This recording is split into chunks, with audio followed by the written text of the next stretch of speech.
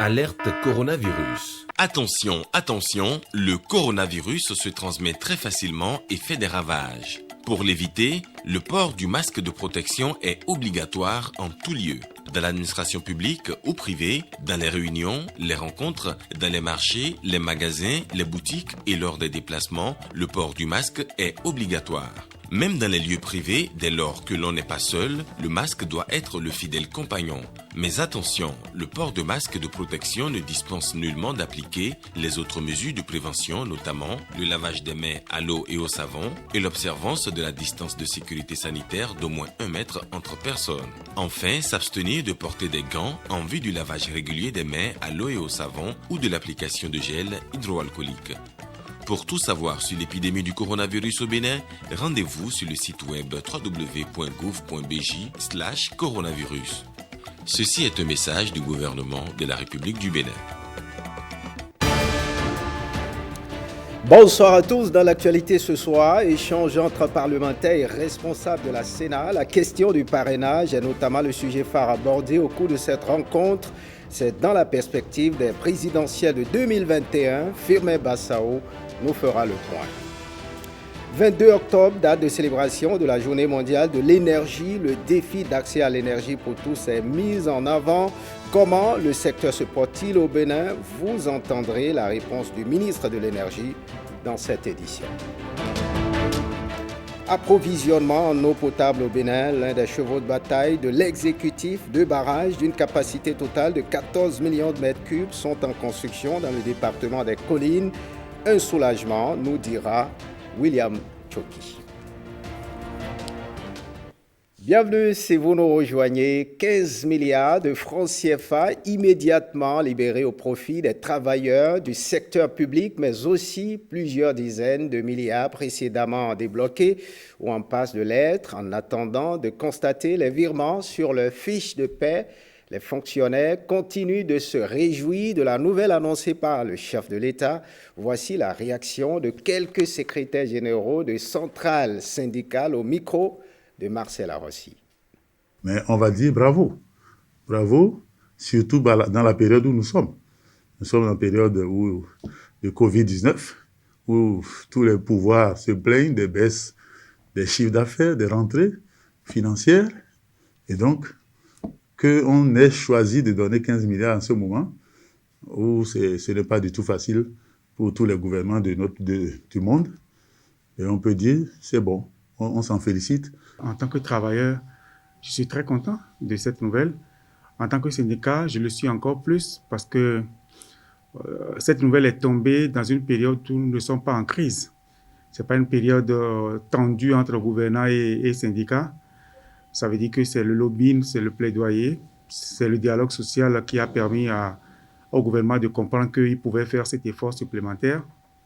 Et donc pour nous, c'est la preuve, s'il en était encore besoin, qu'on peut ne pas déclencher les hostilités et quand même réussir par moment à toucher le cœur des gens, à leur faire comprendre les bonnes décisions qu'il faut prendre. Donc je suis doublement satisfait. C'est bien d'avoir fait cet effort de 15 milliards.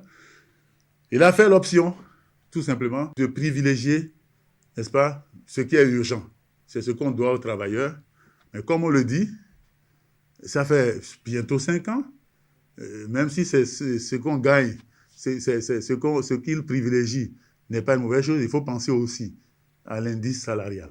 Il faut penser à augmenter, même si c'est un franc symbolique. Les travailleurs de ce pays ne lui revaudront. Et puis quant aux polémiques suscitées par certaines réactions, les heures qui ont suivi cette annonce, des représentants des travailleurs pensent qu'elles n'ont aucune raison d'être. Ils sont au micro de Marcel Arossi. J'ai lu un ancien responsable qui dit qu'il n'a laissé aucune dette.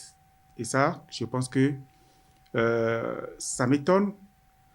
La réaction m'étonne parce que nous savons tous, en regardant un peu le fonctionnement de la fonction publique béninoise, nous savons très bien qu'il n'y a aucun gouvernant ici, dans ce pays, qui peut partir du pouvoir et dire qu'il n'a laissé aucune dette salariale. Ce n'est pas possible. Il n'y a aucune gêne, aucune honte à reconnaître qu'il y a de la dette parce que c'est normal d'avoir une dette. Parce que tous les jours que Dieu fait, l'État doit aux travailleurs, à ses agents, tous les jours que Dieu fait. Regardez, j'ai droit à un acte d'avancement en 2020. Je n'obtiens pas l'acte en 2020. J'obtiens l'acte après échéance. J'obtiens l'acte peut-être 1 an, 6 mois, 1 an, 2 ans après l'échéance. Et du coup, vous voyez, dès que, au lendemain de la date d'échéance où j'ai droit déjà à cet acte-là, l'État me doit, vrai ou faux. Et on est des milliers d'agents de l'État. Ce qui fait que, quand moi, on me doit à la date du 30 octobre, le 1er novembre, on doit à d'autres personnes, le 2 novembre, on doit à d'autres groupes encore. C'est comme ça que ça se passe. Et donc, quand vous partez, même le jour où vous partez, vous devez à des gens qui sont vos agents en tant qu'agents de l'État. Je crois que cette polémique-là n'avait pas lieu d'être. Nous, on ne veut pas entrer dans cette polémique. Ce qui nous préoccupe, nous, représentants des travailleurs, c'est tout simplement que ce qu'on doit aux travailleurs, si on décide de leur remettre cela, s'ils entrent en possession de ce qu'on leur doit, mais nous, on s'en félicite. Si cette polémique peut faire de telle sorte qu'il y a encore d'autres appels qui tombent, oh, mais nous allons nous frotter les doigts. Nous allons nous en réjouir. Ça serait alors une polémique très positive pour nous, travailleurs. Mais nous n'allons pas entrer dans cette polémique pour dire ceux-ci ont raison, ceux-ci ont tort. Pour nous, ce qui est important, c'est que les travailleurs, n'est-ce pas, entrent en possession de ce qu'on leur doit. Autre information à présent, rencontre entre les responsables de la Sénat et les députés à l'Assemblée nationale. C'est dans la perspective de l'élection présidentielle d'avril 2021 et précisément la question du parrainage. Firmin Bassao nous en parle. La question du parrainage au cœur des échanges entre les membres de la Sénat et les députés au Palais des gouverneurs. Une rencontre qui intervient après celle que l'institution chargée d'organiser l'élection présidentielle de 2021 a eue avec les représentants des partis politiques, les organisations de la société civile et les professionnels des médias. Selon le dispositif du code électoral, vous constituez les parrains qui sont en mesure de donner leur caution, c'est-à-dire leur parrainage à tout candidat à l'élection présidentielle. Selon Emmanuel Tiando, il ne revient pas à la Sénat de juger de l'opportunité ni de la pertinence d'une loi votée par la représentation nationale et promulguée par le président de la République. Notre mission consiste tout simplement à mettre en œuvre la loi selon notre compréhension, qui somme toute est relative, puisqu'elle peut être déférée devant le juge constitutionnel chargé de faire une lecture interprétative de cette loi. Vous l'avez reconnu, vous l'avez répété, que vous n'êtes pas venu pour nous expliquer les lois que nous avons votées. Et nous sommes d'accord pour ça. Il n'y a pas une autre interprétation qui soit au-dessus de cela. La confidentialité que vous avez initiée reçoit mon entière conviction. Je suis entièrement d'accord pour que cela soit fait de façon confidentielle pour protéger chacun d'entre nous et protéger l'institution de manière à ce qu'on ne puisse pas penser que c'est une manière de faire du marchandage. C'est une manière d'ouvrir un mercato politique qui n'a jamais existé. 3 communications ont meublé les échanges, à savoir les modalités d'application du parrainage, le suivi et le financement des partis politiques et la présentation du module informatique de gestion du parrainage. Voyons cette inquiétude. Le taux de participation pour les élections au Bénin en constante diminution préoccupe les jeunes béninois. Le réseau des organisations de jeunes pour le développement et la coopération décentralisée cherche des moyens pour lutter contre le phénomène. Ils ont mis sur pied un projet qui vise à sensibiliser les Béninois sur la nécessité pour un bon citoyen de voter. Le dit projet a été lancé à Cotonou. Justin Poguet et Benjamin Denayon. Le constat est cinglant. Les Béninois délaissent les urnes. Ils ne s'empressent plus pour voter. En 2015, Lors des législatives, le taux de participation était de 65,92%. Mais le taux en 2019 pour les dernières élections législatives est de 27,12%. 65,92% contre 27,12%. Le fossé est grand. Le projet dénommé Ma Voix compte est conçu pour renverser cette tendance négative. Ce projet est une campagne de sensibilisation et de veille citoyenne pour aboutir à un fort taux de participation aux élections présidentielles d'avril 2021. Parce que la voix de chaque citoyen compte pour le développement du pays et en matière électorale, la voix de chaque citoyen à travers le vote est déterminante pour le choix des dirigeants. Chaque citoyen en âge de voter doit être en possession de sa carte autorisée pour le vote et voter effectivement afin d'accomplir son devoir citoyen. Le projet Ma Voix compte est porté par le réseau des organisations de jeunesse pour le développement local et la coopération décentralisée. La mise en œuvre du présent projet vise à améliorer le taux de participation à l'élection présidentielle de 2021. De façon spécifique, le projet Ma Voix compte permettra de sensibiliser la population béninoise à travers les 77 communes sur le devoir civique que représente le vote, faire la mobilisation de proximité et enfin suivre le taux de participation aux élections présidentielles de 2021. Mais pour voter au Bénin, il faut être inscrit sur la liste électorale permanente informatisée l'EPI. La liste est en cours d'actualisation, la phase de l'affichage. Elle est disponible dans les arrondissements et auprès des chefs quartiers. En marquant un arrêt à la Cour suprême, les magistrats et autres acteurs de la justice béninoise étaient à Porto Novo aux côtés de Ousmane Batoko, président de la Cour suprême, et du ministre de la Justice, Séverin Quenom. C'est à l'occasion de l'audience solennelle de la rentrée judiciaire 2020-2021. Brice Fongbor et Firmin Bassao. Rentrée judiciaire particulière. Le coronavirus a empêché des retrouvailles qui de coutume sont chaleureuses. En respect aux mesures de restriction qu'impose la pandémie, certains acteurs du secteur judiciaire ont suivi le déroulement de cette audience solennelle via le site internet de la Cour suprême. Et tout naturellement, après la plaidoirie du bâtonnier de l'ordre des avocats et la réquisition du procureur général, c'est à un exercice bilan de l'année précédente que s'est donné le président de la haute juridiction.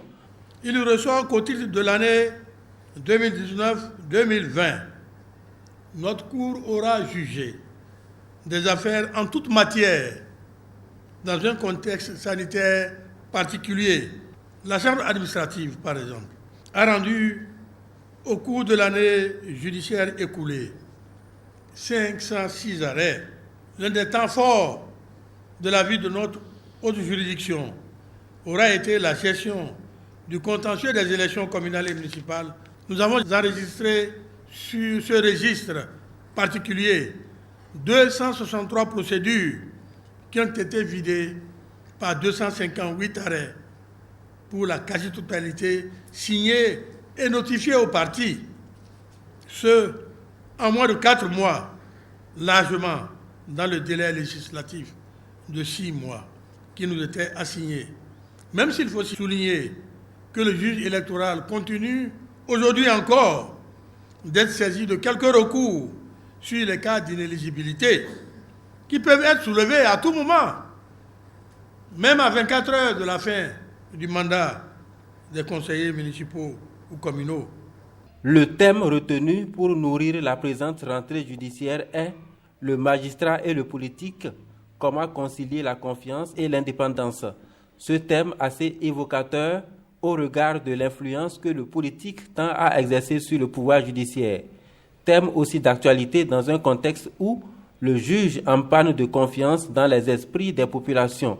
Elle qui voit en les actes juridiques la politique à tort ou à raison. L'influence du politique sur le juge, dans la quasi-totalité des États du monde, et en Afrique en particulier, est manifeste. Dans certains États, l'exécutif influence le judiciaire avec une certaine élégance, voire une certaine séduction.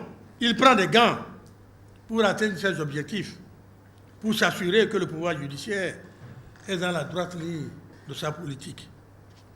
D'autres usent de moyens moins raffinés pour conserver la justice sous leur emprise. Enfin, certains exécutifs sont dans une position ambivalente. Redonner confiance à la population, la rassurer en redonnant à l'appareil judiciaire tout son éclat ne peut passer par la rivalité magistrat-politique, mais plutôt à travers une complémentarité intelligente qui découle d'un dialogue responsable. Je m'en voudrais de ne pas vous affirmer que malgré les griefs qui sont articulés au quotidien, le gouvernement est conscient que les efforts doivent se poursuivre afin que notre justice rassure davantage notre peuple et les investisseurs. Une promesse dont les gages peuvent se lire dans les efforts structurels engagés par Patrice Talon et son gouvernement depuis 2016 au profit de la magistrature, mais aussi des tenants de la justice dans leur ensemble. Parlons énergie à présent. Ce 22 octobre, c'est la journée mondiale de l'énergie. L'objectif est de rappeler les difficultés des ménages à accéder à l'énergie dans le monde. Elle met également en avant les enjeux que représentent les énergies demain. Au Bénin, comment se porte le secteur? Précieux Akouayonou a rencontré le ministre de l'Énergie. Suivez son reportage. Plus d'1 milliard de personnes sans électricité dans le monde. Et pourtant, l'énergie électrique est le socle de tout développement économique. Dès sa prise de fonction en 2016, le président Patrice Talon a fait de la modernisation de ce secteur une priorité. 4 projets phares au niveau donc du programme d'action du gouvernement. Le premier, c'est de faire en sorte de moderniser et d'étendre notre système de production, puisque en 2016, plus de 96% de la fourniture d'électricité était importée. Deuxièmement, se centrer sur les énergies renouvelables. Troisième projet phare, c'est la restructuration donc, de notre Société nationale d'électricité, la SB2E. Et enfin, le quatrième projet phare, compte tenu des difficultés qu'on a à produire cette énergie électrique, il faut aussi s'assurer qu'on l'utilise bien. Plus de 800 milliards de nos fonds pour la modernisation du secteur de l'énergie.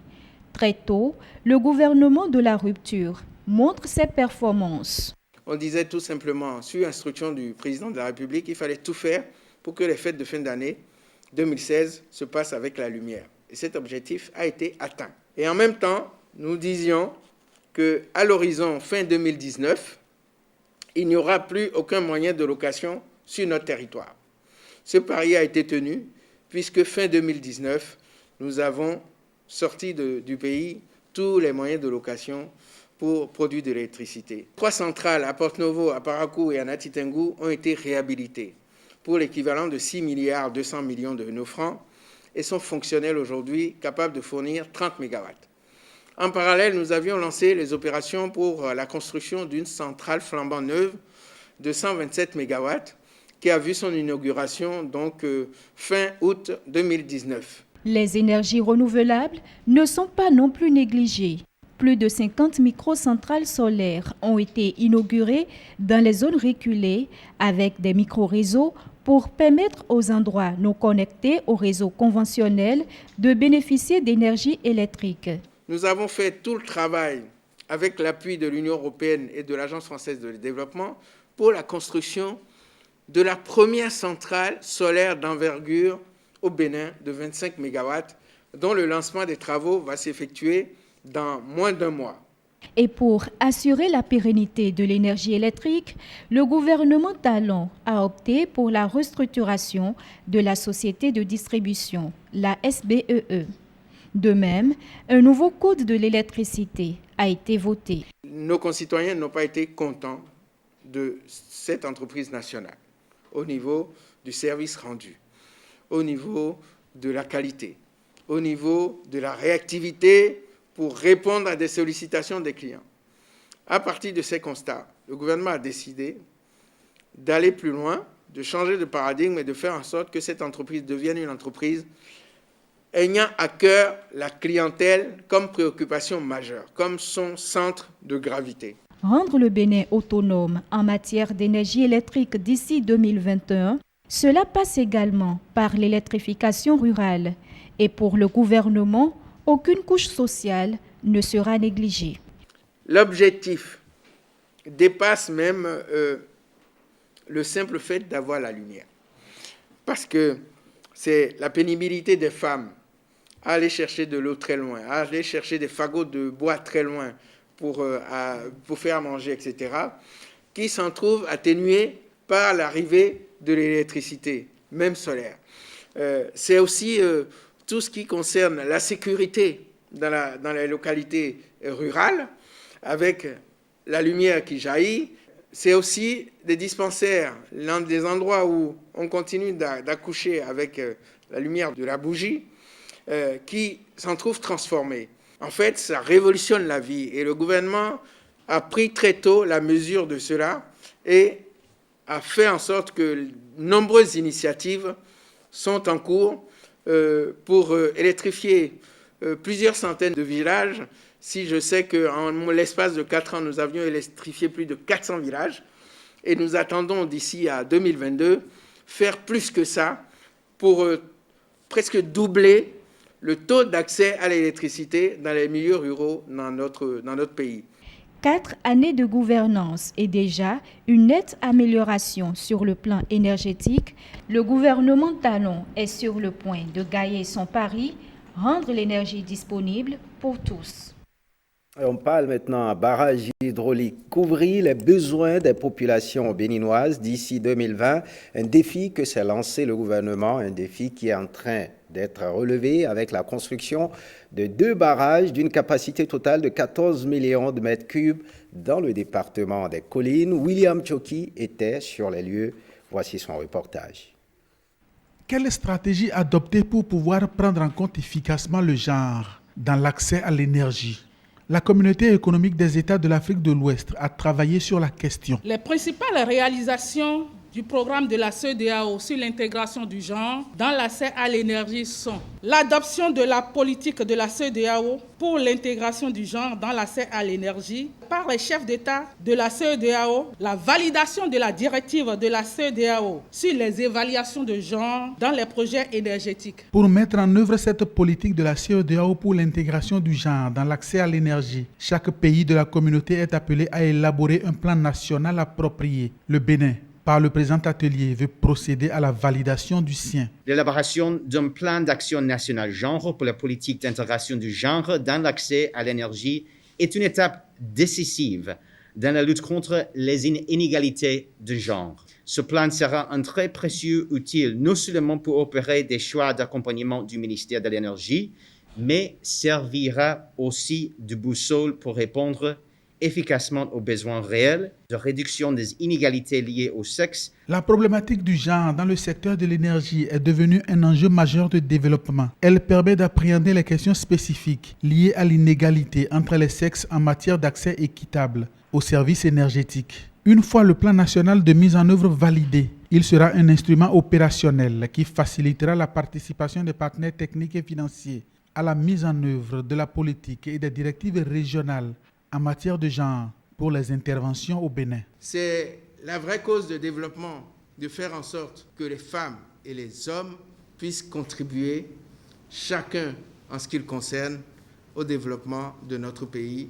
L'égalité entre les femmes et les hommes au Bénin est un droit reconnu et protégé et qui se traduit à travers des lois, des règlements, des conventions internationales ratifiées ou des politiques et stratégies nationales. Mais ce qu'il faut, c'est qu'on arrive à dépasser les tests et passer à des choses concrètes durablement.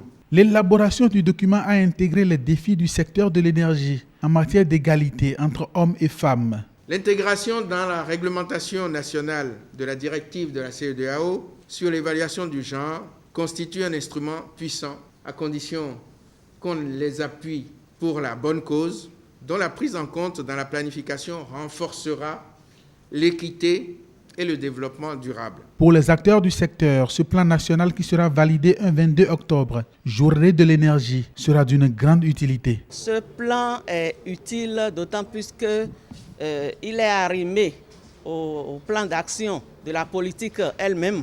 Ce plan sera notre feuille de route future. C'est un grand pas que le ministère de l'Énergie est en train de poser en ce jour parce que cela permettrait une meilleure implication des femmes dans tout ce qui est projet et programme dans le secteur de l'énergie au Bénin. Le ministère de l'Énergie travaille déjà à l'intégration de l'aspect genre dans son fonctionnement à travers des actions concrètes telles que la création du cadre de concertation genre et inclusion sociale, la mise en place de la cellule genre et développement, la conduite de l'étude sur le profil genre dans le secteur de l'énergie au Bénin, une liste à compléter avec les actions menées au niveau de la Société béninoise d'énergie électrique et celles qui entrent dans le cadre de l'appui au Bénin du Millennium Challenge Corporation.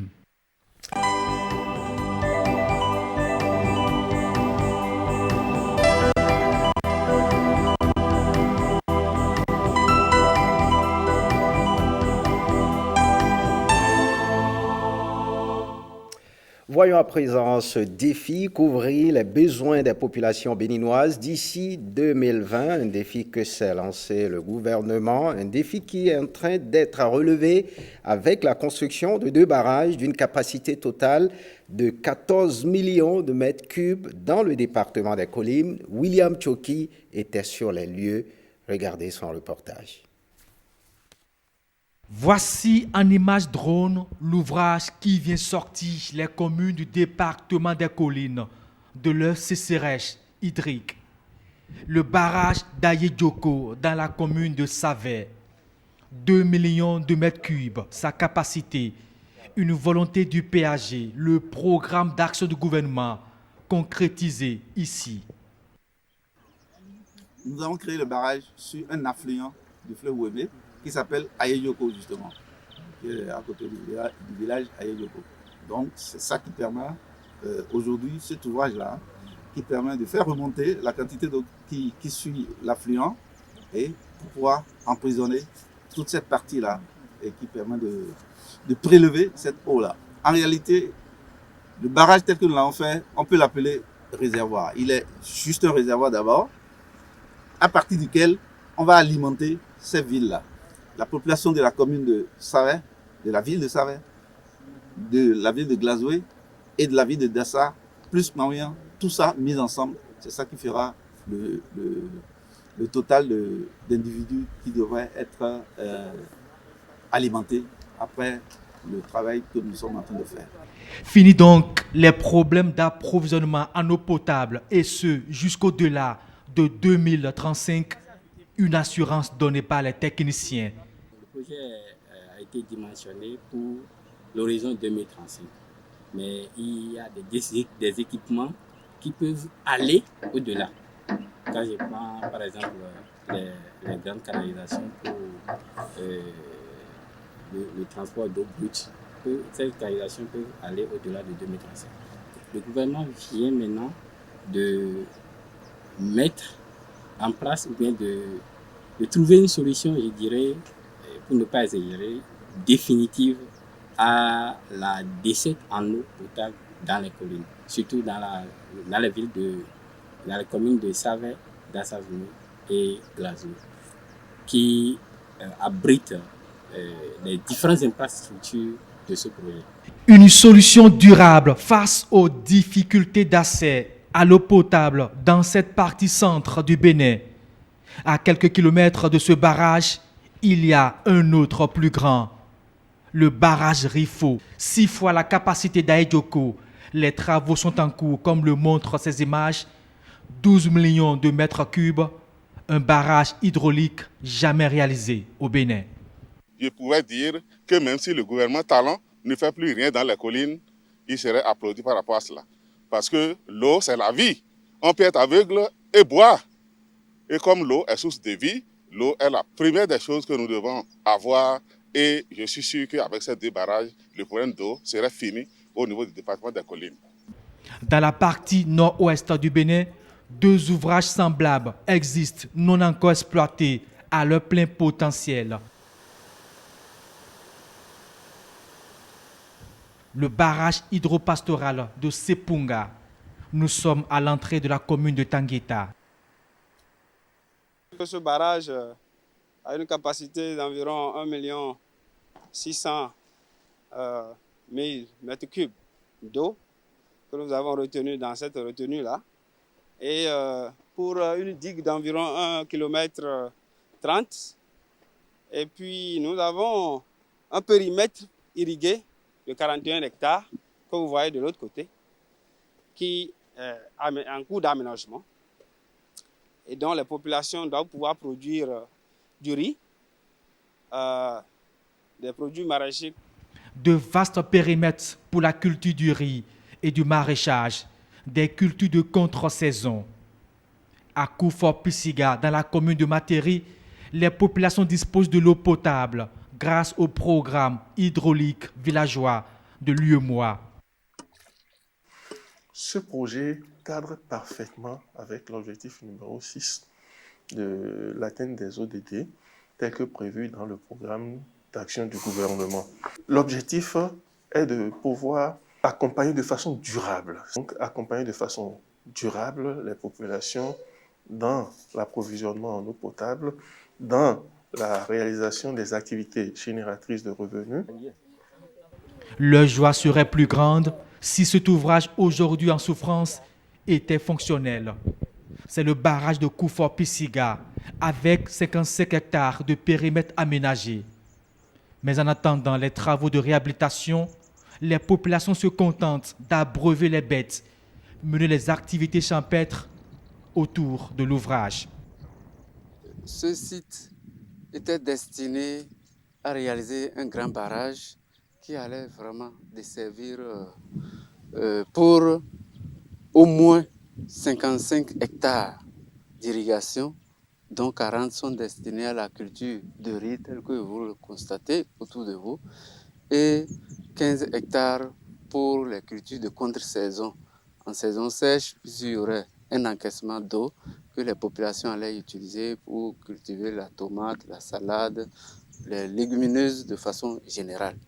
L'année où ils ont réalisé ce périmètre, j'ai travaillé dedans un cas et j'ai eu 15 sacs de riz. Et finalement, il y avait assez de poissons que j'ai fait la pêche, que j'ai aussi gagné assez de poissons. Et quand ça a acheté, on a pu trouver quelque chose sur les mines. Le barrage de Koufor, c'est un vivier. Et ça occupera d'une population de 113 000 habitants. C'est le dernier recensement. Et aussi, une grande part, essentiellement, des jeunes. Le barrage de Koufor-Pissiga, une infrastructure vitale pour la commune de Materi, de l'eau potable, de vastes domaines pour la culture du riz et d'autres spéculations. Un vivier pour toute une population rurale.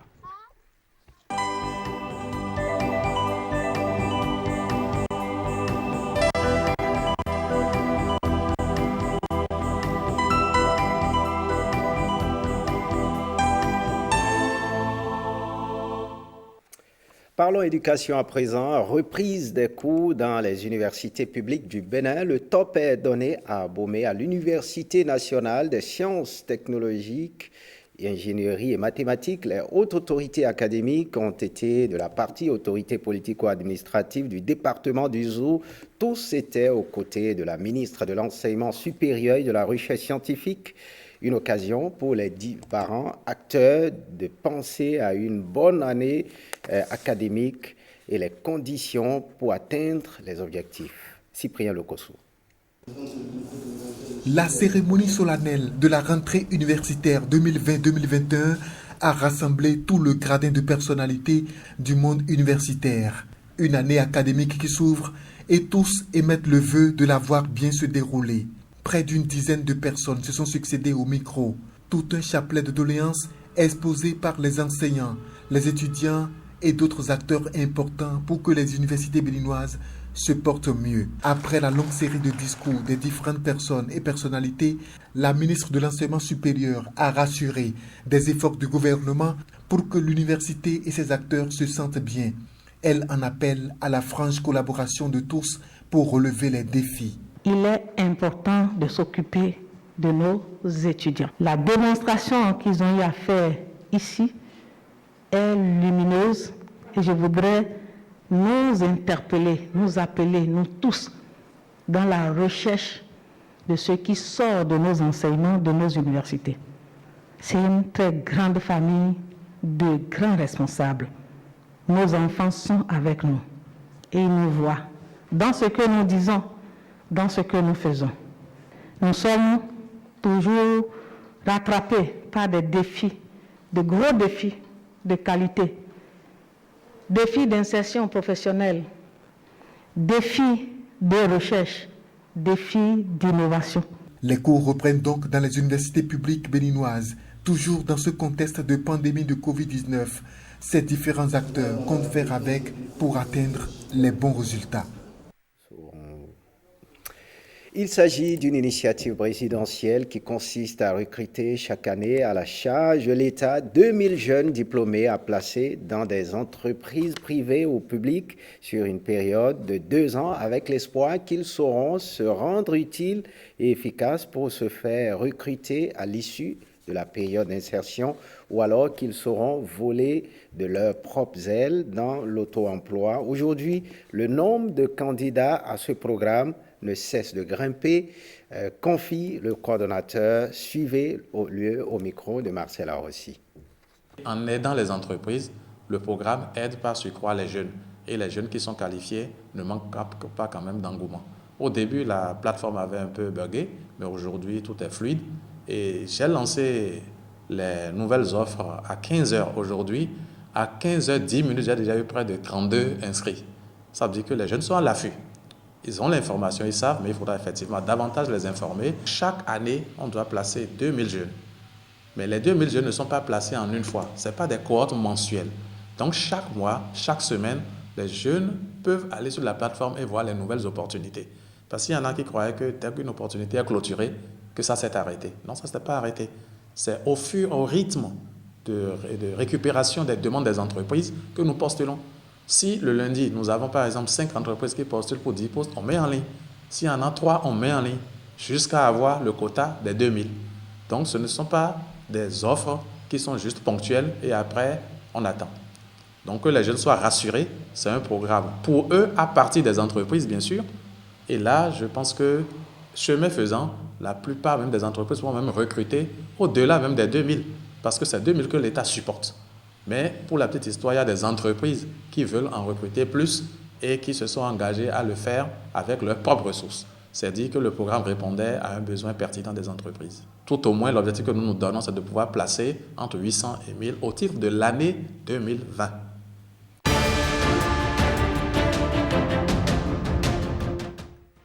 L'actualité hors du Bénin, hors de nos frontières, nous amène en France où le président Emmanuel Macron a rendu un vibrant hommage national à l'enseignant Samuel Paty, sauvagement assassiné. Et aux États-Unis, le Sénat franchit un premier cap vers la confirmation de la juge nommée par Trump. La compilation de l'actualité internationale est signée Rachida Toubiamama.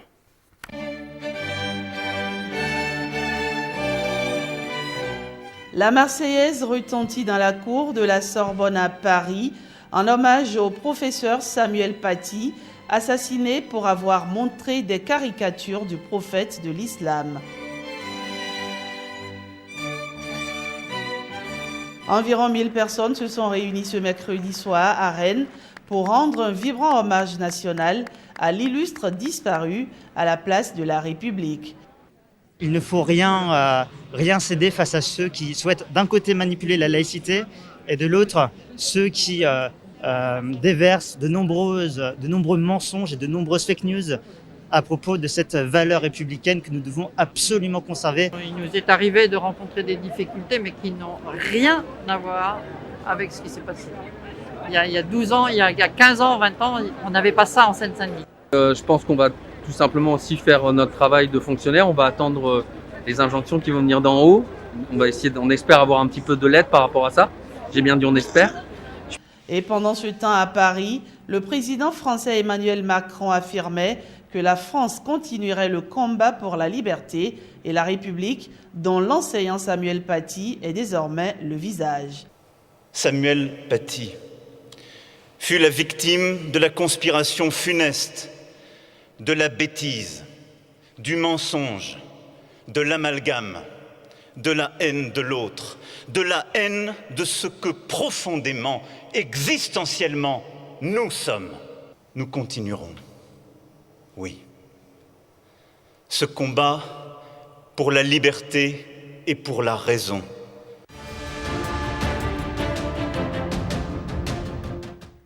The clerk will call the roll. Aux États-Unis, le Sénat américain franchit une première étape vers la confirmation de la juge Barrett, nommée par Donald Trump à la Cour suprême lors d'un vote en commission boycotté par les démocrates. Les 12 élus républicains de la commission judiciaire de la Chambre haute du Congrès ont voté pour transmettre le dossier de la magistrate à l'ensemble du Sénat avec un avis favorable.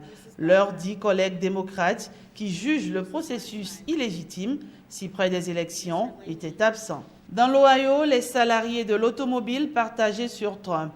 En 2017, quand Donald Trump a garanti que les entreprises allaient créer davantage d'emplois industriels locaux, ces salariés de l'usine General Motors dans l'Ohio étaient tout ouïs. 2 ans plus tard, le site a fermé.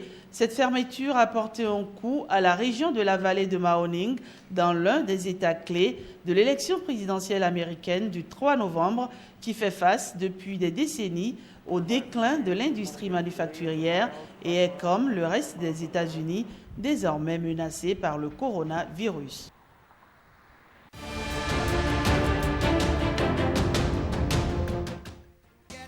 Lors d'un récent rassemblement avec des personnes âgées en Floride, le président Donald Trump a de nouveau déclaré que la fin de la pandémie de coronavirus est proche et que le développement d'un vaccin est aussi imminent.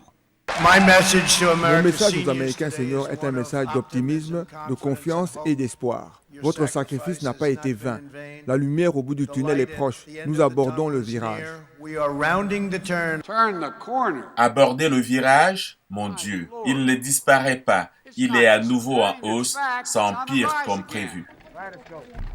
La pandémie a causé près de 220 000 morts aux États-Unis, selon l'université Johns Hopkins. Elle a occasionné une récession économique et, dans une certaine mesure, elle a déplacé les lignes idéologiques traditionnelles qui avaient dominé les élections passées. Les débats sur le libre-échange, l'immigration, les soins de santé, le changement climatique, l'avortement et le contrôle des armes à feu ont tous été relayés à l'arrière-plan par la pandémie. Ils ont été supplantés par le Covid-19. Ils existent toujours, mais comme c'est un nouveau problème qui n'existait pas avant, c'est devenu l'un des principaux problèmes pour définir les positions des candidats et comment les gens votent.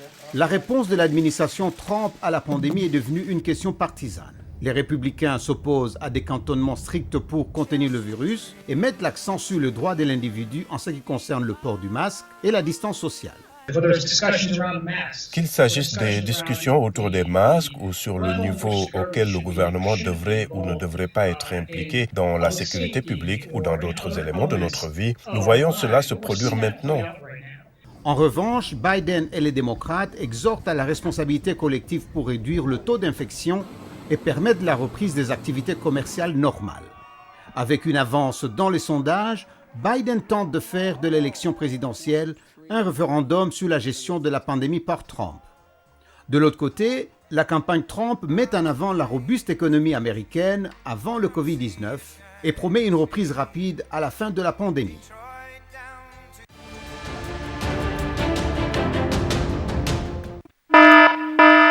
Alerte coronavirus. Attention, attention, le coronavirus se transmet très facilement et fait des ravages. Pour l'éviter, le port du masque de protection est obligatoire en tout lieu. Dans l'administration publique ou privée, dans les réunions, les rencontres, dans les marchés, les magasins, les boutiques et lors des déplacements, le port du masque est obligatoire. Même dans les lieux privés, dès lors que l'on n'est pas seul, le masque doit être le fidèle compagnon.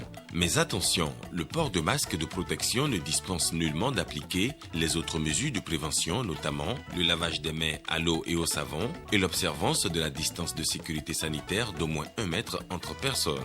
Enfin, s'abstenir de porter des gants en vue du lavage régulier des mains à l'eau et au savon ou de l'application de gel hydroalcoolique.